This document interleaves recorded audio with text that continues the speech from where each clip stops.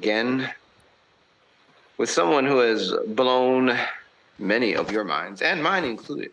And her name, at least what we've been calling her by, is Jerusha. She is a fifth generation super soldier, and wow, has her story been intense.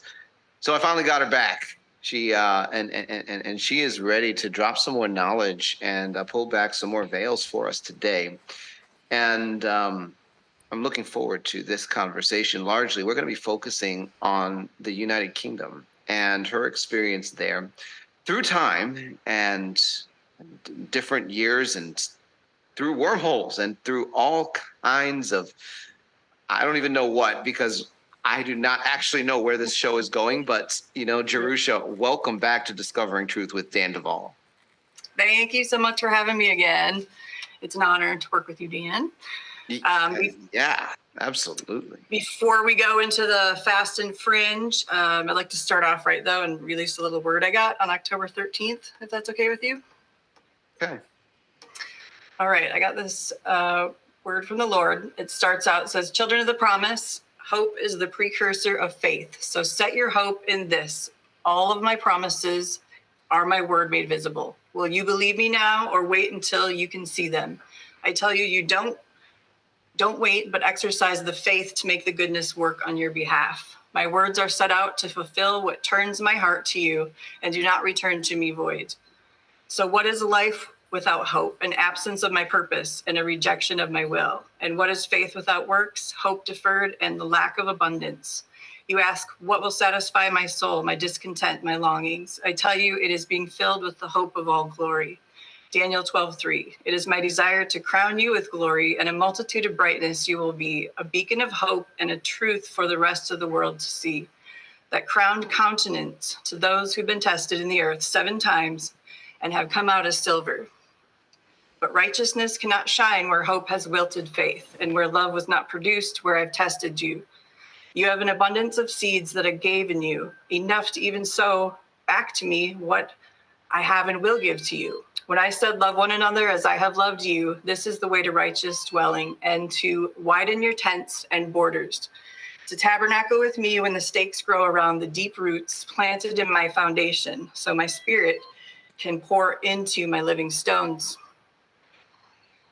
All right, and then it says, "Let this flow like a river and soften all the hardened hearts.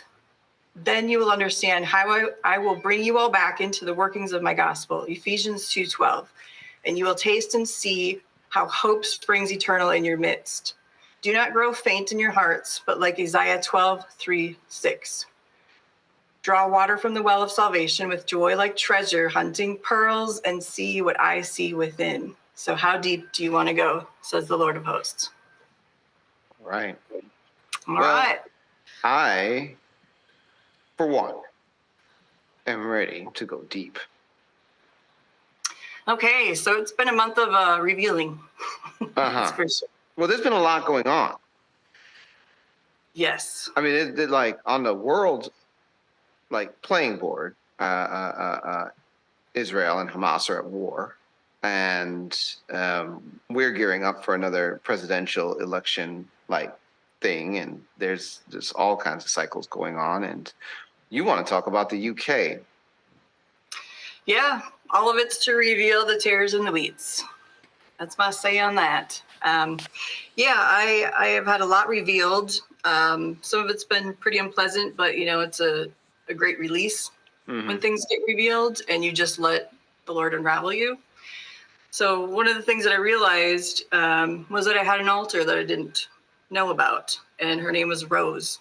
And Rose carried the whole files of certain rituals in Europe, and then all of Europe, just from interfacing and ministering to that part of me that I didn't really realize didn't have a voice. Wow. But the rose represents Rosicrucianism, the Order of Rose, and all sorts of other things that led into rituals and things that we were put into, mainly from age 11 to 22. And then the missing years, teenage years, those gaps have been filled too. So it was a gift. Another thing I realized was that there is something called a soul splice or a soul split. And when Rose came up and I started getting some deliverance with that, what I had experienced in this time was I was under one of the elites. I didn't even know what you call it. It's like I was being dragged around by Lord Roth a lot when I was younger, even in airplanes, certain places. But he had brought me to a house in the UK, and I had actually spent years in this house. And this house had been rigged. There was a lot of tech around it. Me and my future partner, named the Grid Keeper, were in this house together for years.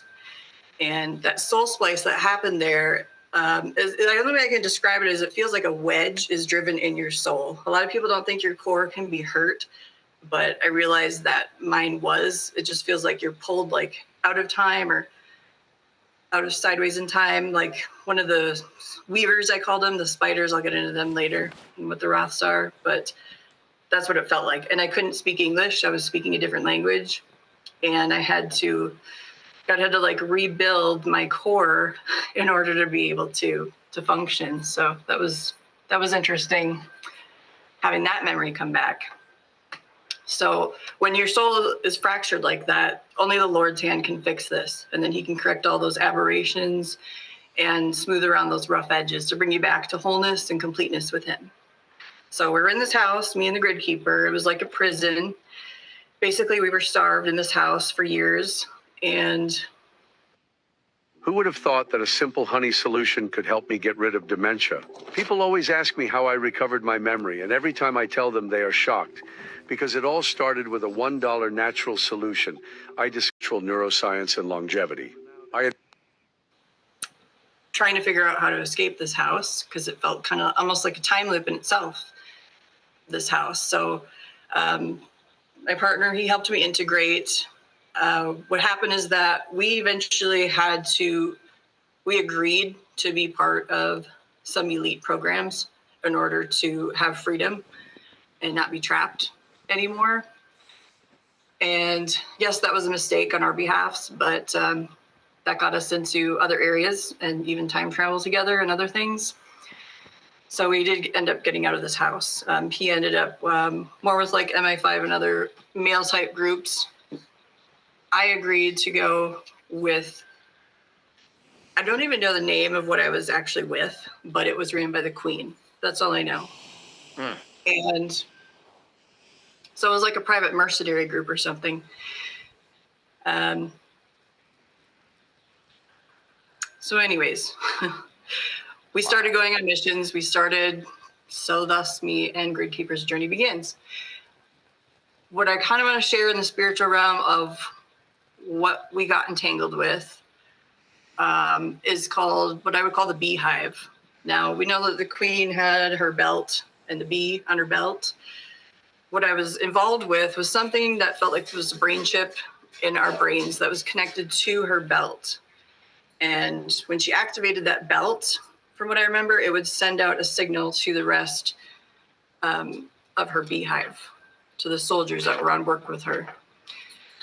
So I think this was some type of tech amalgamation that I was part of. Where I met the Lord in this process and these ops that I was on was at a place called Betty's Tea House, and it was Upper York. And I was sitting there, and the Queen would visit this place. It's a very popular place. In the back room, there was a huge genie lamp that was jinn associated. It was actually an ancient occult relic. It was a giant genie lamp. And for some reason, we would go back there, and we'd have to touch this genie lamp. And something happened with our chemistry, like our pheromones or something. It was like a green mist you would feel and see. You would even smell it. And your mind would go kind of blank slated, and you wouldn't really have much emotion. You were just on mission, and you were in the beehive. And you could see what was going on in the beehive in the spiritual realm, because you were connected and you could feel what the other bees were out doing. So it was very surreal to explain, but it was a literal beehive like that. Wow. So So it's like a you guys were basically almost like psychically connected in this massive. We were. Yeah, and the interesting thing is that when I tried to block out the queen's voice, you could hear the queen bee or the hive, I would get punished for it. And I think it had to do with whatever was put into our brains, like a physical chip.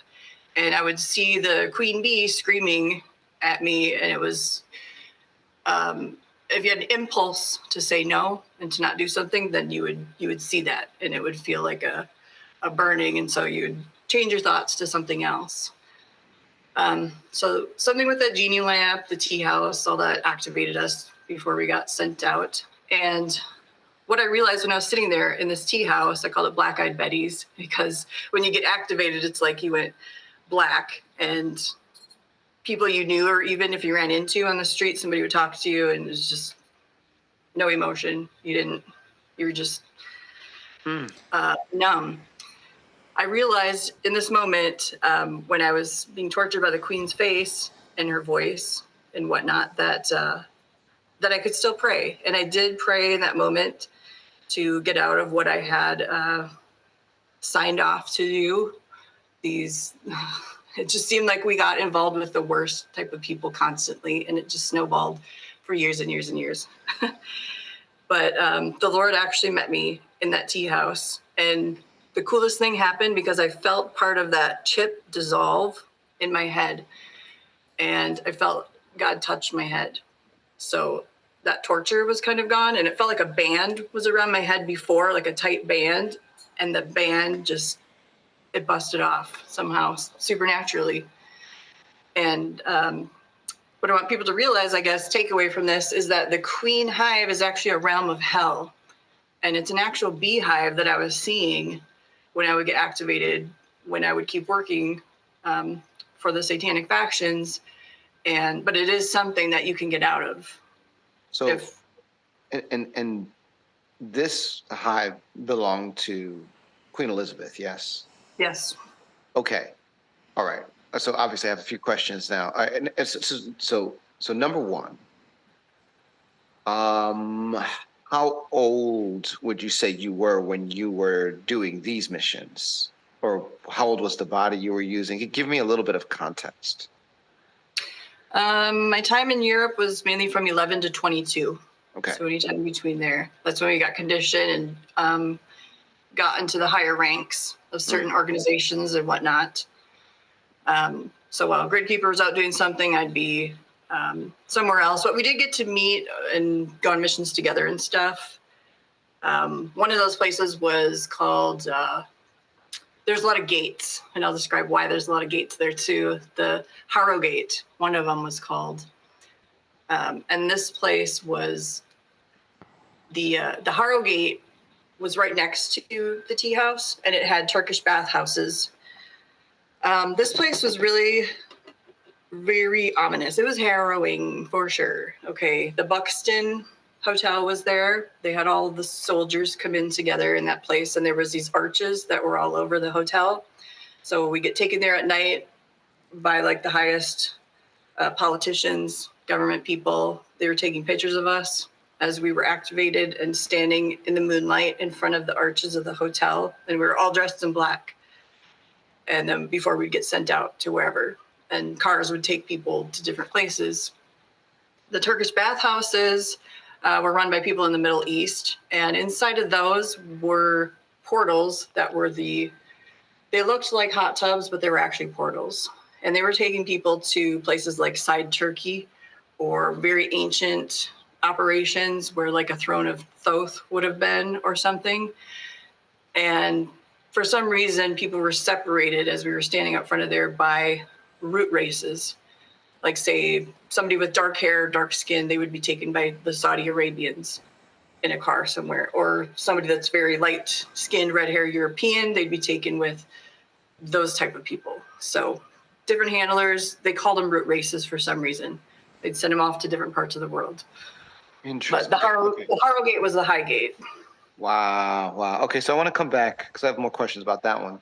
But the Queen Network. Now, I'm assuming, right, there were a lot of people that were plugged into that Now, what did it mean for that network that, number one, her physical body died, and number two, that then they switched over from the queen to the king?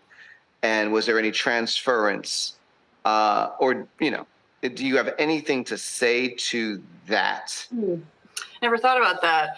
She may have given that rank to somebody else or an offspring, but I think anybody that was still involved with that network at the time, I think their spirits would have had a choice to disengage, to be set free. Because when somebody dies and they leave the physical earth plane, like, it's a huge release sometimes for people. Like, we don't want to say, like, thank God that person died, but for me and certain evil people, I felt that huge relief. It's like a big relief that happens. Well, you're not the only one. It's like anytime one of these major players dies, people are getting released. I mean, George W. Bush was another one, or H.W. Bush. Like, when he died, people were getting, like, released.